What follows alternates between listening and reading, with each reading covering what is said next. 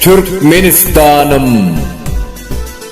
Yaşıl renkli, ay yıldız hem beş völlü, parlayan baydaklı Türkmenistan'ım. Çaryanı dost doğunluk, aydındır yolu, parahat asuda Türkmenistan'ım. Pederlerden miras mertlerin yurdu, bu ülkeni beyik arkada kurdu. Ağzı bir halkına baş olup durdu, paykaslı oğullu Türkmenistan'ım.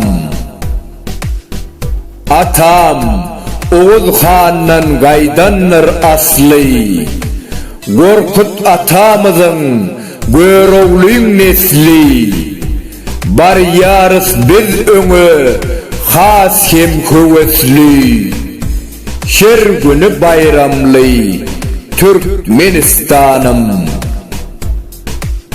Parahat yaşayar her kent ovası, yan yodaly elvan güllü köçesi, seherler yanlanyar azanın sesi, arası asmanlı Türkmenistan'ım. Mehriban arkadağımız vardır, belin sarpalı, il oğullu arkadağ dağdan arkalı.